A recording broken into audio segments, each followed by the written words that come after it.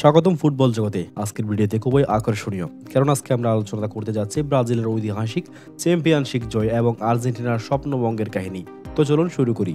Brazil আর্জেন্টিনার জন্য দক্ষিণ আমেরিকা অনূর্ধ্ব 20 ফুটবল চ্যাম্পিয়নশিপের ফাইনাল ম্যাচ ছিল একটা অপ্রতিরোধ্য লড়াই। আর্জেন্টিনাকে শিরোপা জিততে হলে অন্তত 4 গোল করতে হতো, কিন্তু দুর্ভাগ্যজনকভাবে তারা প্যারাগুয়ের বিপক্ষে হেরে যায় 3-2 ব্যবধানে। এদিকে ব্রাজিল, যাদের পয়েন্ট ছিল 13, তারা চিলিকে 3-0 গোলে হারিয়ে নিজেদের কাজটি সম্পন্ন করেছিল। ফলে ব্রাজিল রেকর্ড 13তম শিরোপা অর্জন করলো এবং আবারও প্রমাণ করলো যে তারা দক্ষিণ আমেরিকার যুব ফুটবলের শক্তি।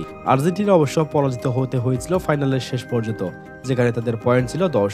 শেষ ম্যাচে জয় না পেলেও তাদের আশা ছিল গুল শিরোপা জয়ের।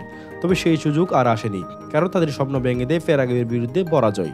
আর এই চ্যাম্পিয়নশিপে ব্রাজিলের হয়ে ওঠে চ্যাম্পিয়ন, যেখানে তারা মোট 5টি ম্যাচের শেষে 13 পয়েন্ট অর্জন করে এবং তাদের শ্রেষ্ঠত্ব নিয়ে কোনো সন্দেহ নেই। আর্জেন্টিনার জন্য এটা ছিল কঠিন একটি অধ্যায়, কিন্তু আগামীতে তারা আবার শিরোপা জয়ের জন্য দৃঢ় প্রতিজ্ঞ হবে। ব্রাজিলের যুব ফুটবল দল একবার আবারও প্রমাণ করলো যে তারা দক্ষিণ আমেরিকার চ্যাম্পিয়ন, এবং আর্জেন্টিনাও শীঘ্রই তাদের খেলোয়াড়দের নিয়ে ফিরে আসবে। আমাদের আগ্রহ এখন শুধু তাদের পরবর্তী ম্যাচগুলো। আজকের ভিডিওটি আপনাদের কেমন লাগলো মন্তব্য জানান। ভিডিওটি যদি আপনার ভালো লাগে তাহলে অবশ্যই চ্যানেলটি সাবস্ক্রাইব করবেন এবং শেয়ার করবেন। আগামী ভিডিওতে আবার দেখা হবে। ততক্ষণ পর্যন্ত ফুটবল চালিয়ে যান।